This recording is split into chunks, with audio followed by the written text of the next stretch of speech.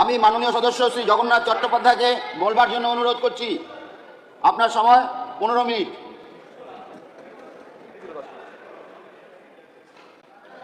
মাননীয় অধ্যক্ষ মহোদয়,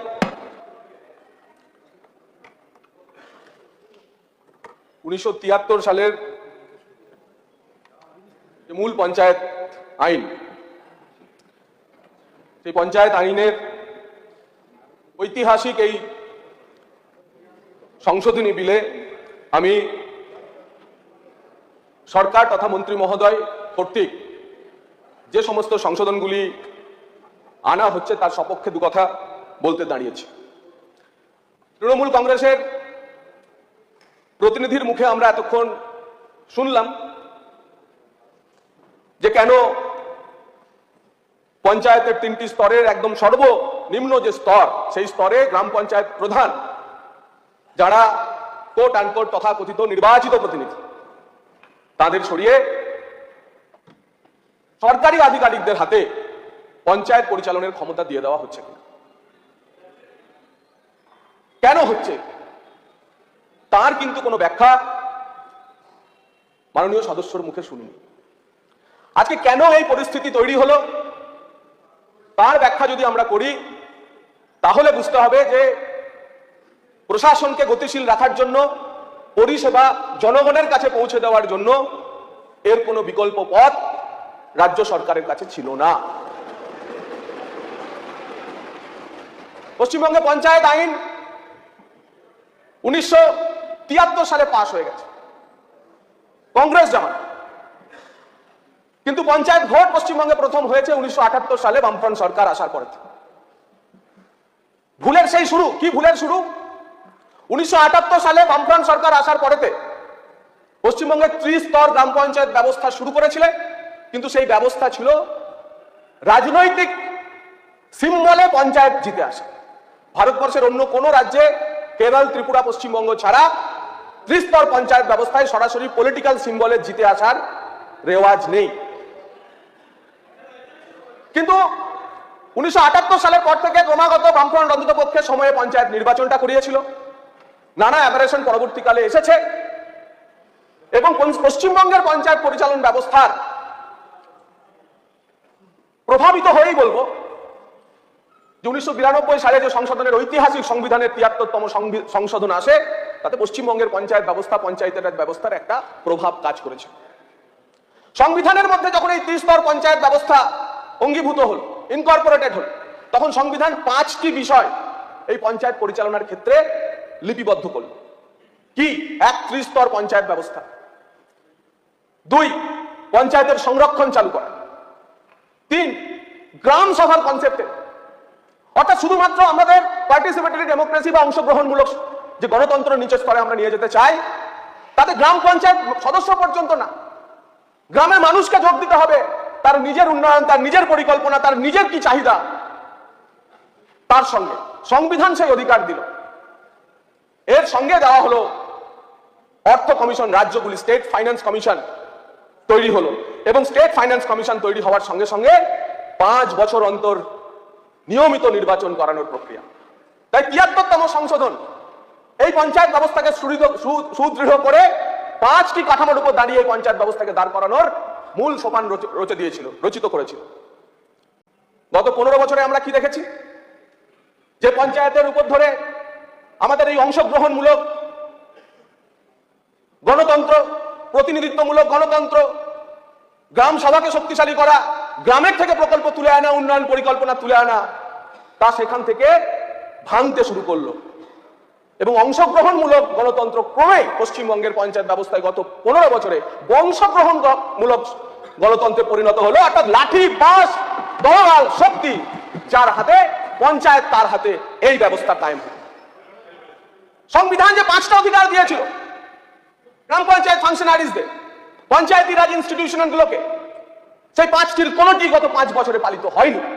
সংশোধন সেই কারণেই আজ প্রয়োজন হয়েছে।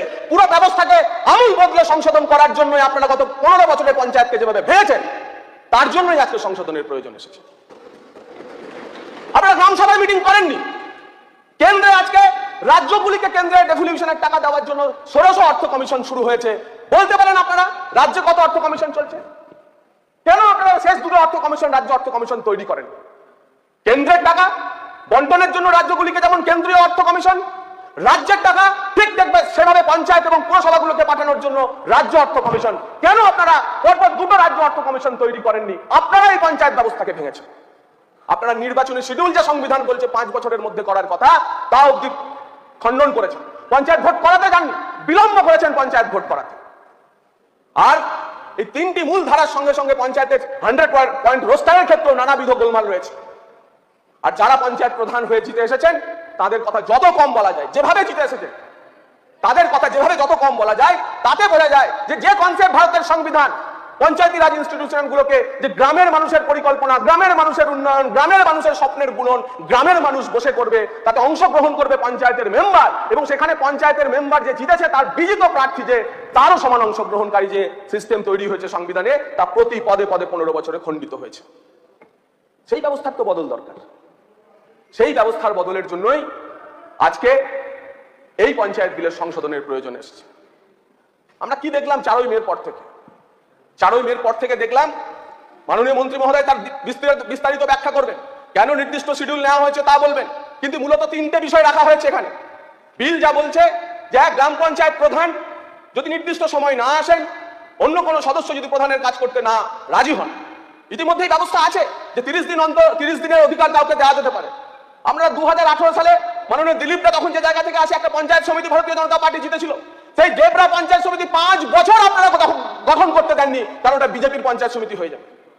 পশ্চিমবঙ্গে এরকম আরো কয়েকটি পঞ্চায়েত সমিতি আছে, তো গ্রাম পঞ্চায়েত তো বাদ দিন, অ্যাডমিনিস্ট্রেটর বসিয়ে দিয়ে কোনো আইন ছাড়াই 2018 সালের পর 100-150 গ্রাম পঞ্চায়েত এবং কয়েকটি পঞ্চায়েত সমিতি আপনারা এইভাবে চালিয়েছেন। তখন তো আইন ছিল না। আমরা আইন দিয়েই সংশোধন করতে চাইছি, তার কারণ বিনা লড়াইয়ে জিতে আসা, চুরি করে জিতে আসা আপনাদের গ্রাম পঞ্চায়েতের সদস্যরা আর পঞ্চায়েত মুখ হচ্ছে না, আর পঞ্চায়েত মুখ হচ্ছে না। মেম্বাররাও আর পঞ্চায়েতে আসতে চাইছে না। মন্ত্রী আপিল করেছেন, আমরা গিয়ে আপিল করেছি, বারবার বলা হচ্ছে, তারপরেও তারা আসতে চাইছেন। এবং আমি তো মাননীয় মন্ত্রীকে বলবো যে আপনি শুধু 3টে শিডিউল রেখেছেন, প্রধানের বদলে প্রশাসক বসালো, গ্রাম পঞ্চায়েতের মিটিং করা আর গ্রাম সভার মিটিং করা, 3টে ডাকারই অধিকার আপনি প্রশাসকের হাতে দিতে চলেছেন। এবং আজকের পরিস্থিতিতে যদি নেক্সট যে পঞ্চায়েত নির্বাচন আছে আগামী 2-2.5 বছর পর্যন্ত, যদি পরিষেবাকে নিচে পৌঁছাতে হয়, যদি জিরামজির সুবিধা পৌঁছাতে হয়, আয়ুষ্মানের সুবিধা পৌঁছাতে হয়, অন্নপূর্ণার সুবিধা পৌঁছাতে হয়, 16 ফিনান্স কমিশনের টাকা পৌঁছাতে হয়, RIDF এর টাকা পৌঁছাতে হয়, আন্ডার বিভিন্ন ফান্ডের টাকা পৌঁছাতে হয়, যদি বার্ধক্য ভাতা, বিধবা ভাতা, বয়স্ক ভাতা আমাদের নিচে পৌঁছাতে হয়, এছাড়া সরকারের সামনে এখন আর কোনো বিকল্প নেই।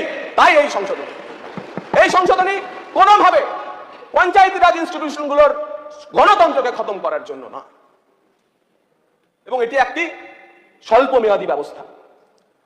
পশ্চিমবঙ্গে পঞ্চায়েতের রাজে যদি আমরা যে কল্পনার সংবিধান করেছি, আমরা যে 72 সালের আইন, কংগ্রেসের তৈরি করে যারা আইন 72-73 সালের আইন নিয়ে আমরা যে গর্ব করতে পারি যে পশ্চিমবঙ্গের পঞ্চায়েত আইন ভারতবর্ষের অন্যতম প্রাচীন পঞ্চায়েত আইনগুলোর মধ্যে একটি, সেই ব্যবস্থা যদি আমরা কায়েম করতে পারি, যদি হিংসামুক্ত পঞ্চায়েত নির্বাচন সংগঠিত হয়, যদি যেভাবে নির্বাচনের দ্বারা গ্রাম সভায় পরিকল্পনা করে গ্রাম পঞ্চায়েত প্রার্থী নির্বাচিত করে তারপর সভা করে গ্রাম পঞ্চায়েত চালানোর পরিকল্পনা তৈরি হয়, তখন এই আইন প্রয়োজনে আবার সংশোধিত হবে, প্রয়োজনে আবার গ্রাম পঞ্চায়েতের প্রধান তাদের হাতে ক্ষমতা যাবে।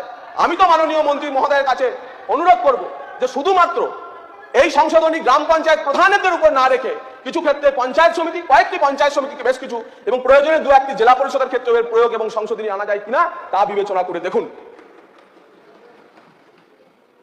মাননীয় অধ্যক্ষ মহোদয়, কোনোভাবেই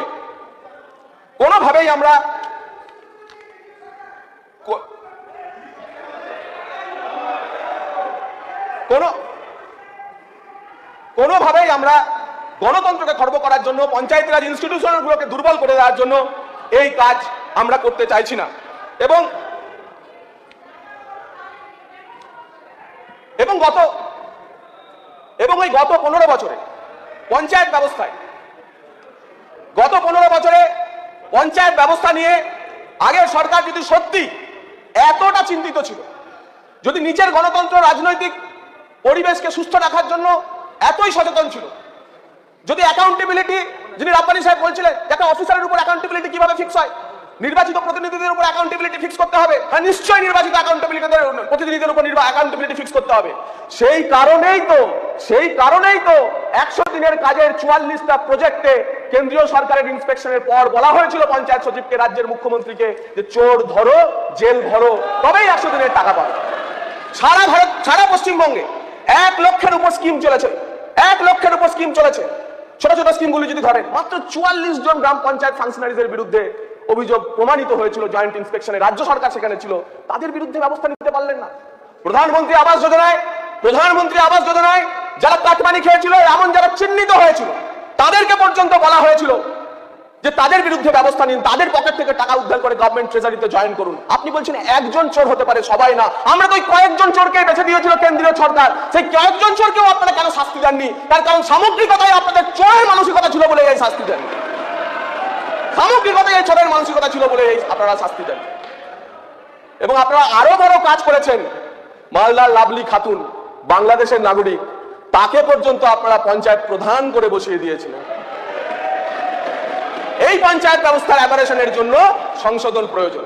এবং তৃণমূল আমলের পঞ্চায়েত প্রধান শুধু দিনে পঞ্চায়েতে থাকতেন না, এখন বলছেন কেন পঞ্চায়েতে যেতে পারবেন না।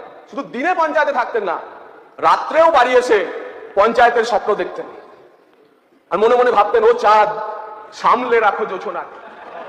পঞ্চায়েতকে চাঁদ মনে হতো, আর একটা স্কিমকে মনে হতো সেই চাঁদের জোছনা। আহা, কেন একটু আরো 2-4টে এনআরজিএস এর প্রকল্প আসছে না, বিআরজিএফ হচ্ছে না, আরআইডিএফ হচ্ছে না, সেই চাঁদের জোছনায় আপনারা মারা করতেন। আর আজ কি পরিস্থিতি?